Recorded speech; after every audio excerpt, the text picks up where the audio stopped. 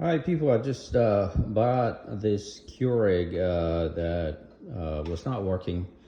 Actually, my wife bought it at one of those stores that sell probably stuff that was returned or something. And so they had this whole palette of Keurig machines, different kinds, $15 each, $15 per machine.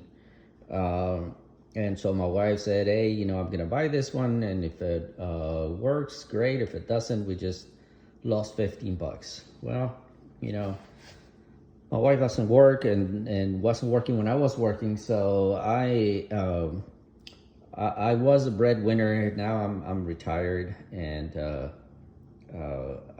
we live off my pension, so it's my money that she's spending, and so to me, it's not as easy to just lose 15 bucks.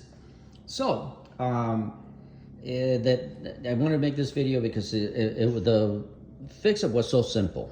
At first, we got it here, we plugged it in, didn't work. We had no power coming up here. None of those lights were on.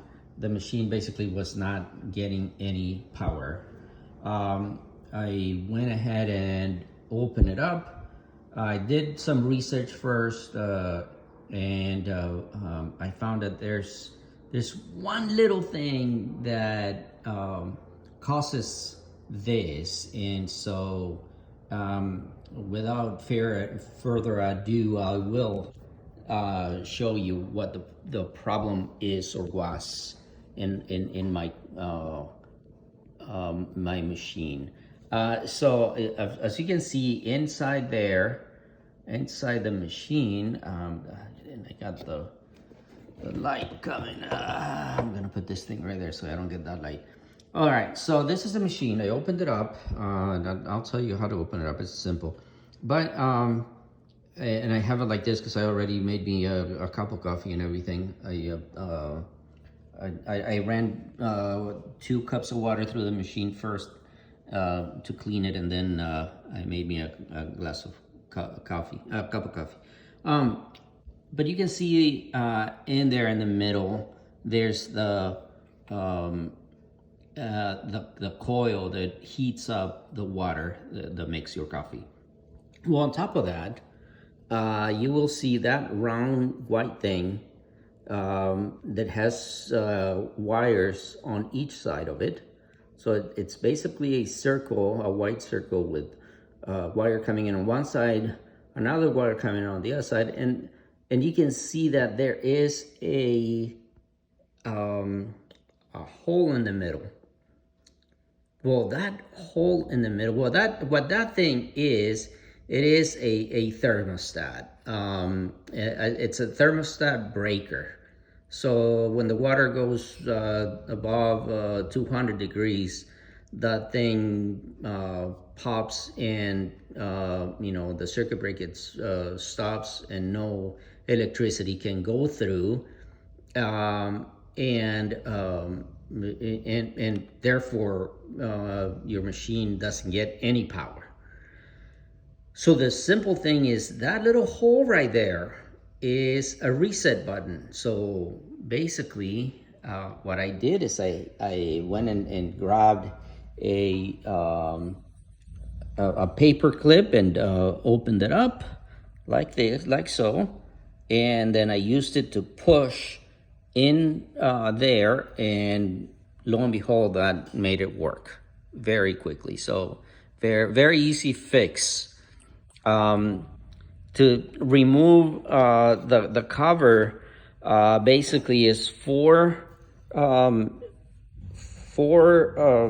screws on the bottom. You have to remove these 2 first. These 2 are like rubber legs that are covering 2 of the screws. So you remove those, and then the screws go in here. So it's 1, 2, 3, and 4. Only 4. And then those low ears that you see here, these things, there's 4 of those. On the inside, you have to go with either a flathead screwdriver or one of these things that I have, and then basically you unclip them because those clip onto another clip that is inside. So you unclip them and then you slide this up. You have to spread kind of this a little bit because it's got to go over this. You open this up and then you bring it all the way out. And as you're coming up, you kind of moving it this way because that's the way it's gonna come out. And so at some point, this thing is gonna close, and this thing is gonna come all the way out. All right. Be careful not to break those little ears on the bottom. But other than that, that will do. Of course, in order to take it out, make sure that it's unplugged and make sure that the water reservoir is off, or you take it off. All right. Other than that, very, very simple. Once you get there, do that. And more than likely, barring something, something more complicated, that will fix your machine. All right. Well, hopefully this video worked for you, and you learned something useful. And hopefully if you get one of those machines and you can fix it, fantastic. And you save yourself some money. All right. Au revoir.